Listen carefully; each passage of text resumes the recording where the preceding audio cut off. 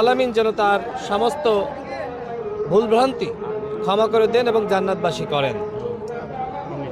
আপসীন নেত্রী, তিনি দেশের জন্য কিভাবে সংগ্রাম করেছেন, ভূমিকা রেখেছেন, বাংলাদেশের মানুষ জানে। তার জানাজায় যেভাবে মানুষ স্বতঃস্ফূর্তভাবে অংশ নিয়েছে, শুধুমাত্র বাংলাদেশের ইতিহাসেই নয়, আমি মনে করি পৃথিবীর ইতিহাসে এত বড় জানাজা আমরা আগে কখনো দেখি নাই। সমগ্র প্রায় ঢাকা শহরে মানুষ জানাজায় অংশ নেওয়ার জন্য তারা কিন্তু রাস্তায় নেমেছিল। অর্থাৎ আপসীন নেত্রীর প্রতি মানুষের যে ভালোবাসা, এই ভালোবাসা আমরা দেখেছি। তিনি আধিপত্যবাদ এবং আগ্রাসনের বিরুদ্ধে লড়াই করেছেন, তিনি ফ্যাসিবাদের বিরুদ্ধে লড়াই করেছেন। কখনোই তিনি আপোষকামী ছিলেন না। যদি তিনি আপোষ করতেন তাহলে এইভাবে তিনি দীর্ঘ সময় কারারুদ্ধ থাকতেন না এবং অসুস্থ হয়ে এইভাবে আমাদের ছেড়ে বিদায় নিতেন না। আমরা প্রত্যাশা করেছিলাম অন্তত আগামী ফেব্রুয়ারি মাসে যে নির্বাচন হবে, সেই নির্বাচন তিনি পর্যবেক্ষণ করবেন এবং জাতির অভিভাবক হিসেবে ভূমিকা পালন করবেন।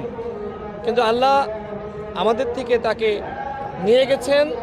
আমাদের সবাইকেই যেতে হবে, কিন্তু আপনি পৃথিবীতে যে ভালো কাজ করবেন, মানুষের জন্য কল্যাণকর কাজ করবেন, সেটি আপনার পরকালের জন্য পুঁজি। আমি আজকে তার জন্য দোয়া করতে এসেছি, শ্রদ্ধা নিবেদন করেছি এবং বিশেষ করে আমাদের শহীদ প্রেসিডেন্ট জিয়াউর রহমান, তিনি যে আদর্শিক রাজনীতি বাংলাদেশে শুরু করেছিলেন এবং সেই আদর্শের বার্তাবাহক হিসেবে বেগম খালেদা জিয়া, তিনিও রাষ্ট্র গঠনে কাজ করেছেন।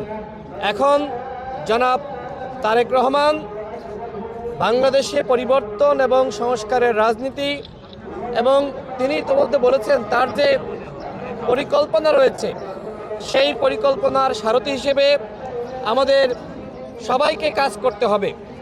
আমরা যদি এই রাষ্ট্র সুন্দরভাবে গঠন করতে পারি, এই রাষ্ট্রে যদি আমরা ন্যায় বিচার, সাম্য, মানবিক মর্যাদা আমরা প্রতিষ্ঠা করতে পারি, তাহলেই আমি মনে করি সাবেক প্রধানমন্ত্রী, দেশনেত্রী বেগম খালেদা জিয়ার আত্মা শান্তি পাবে।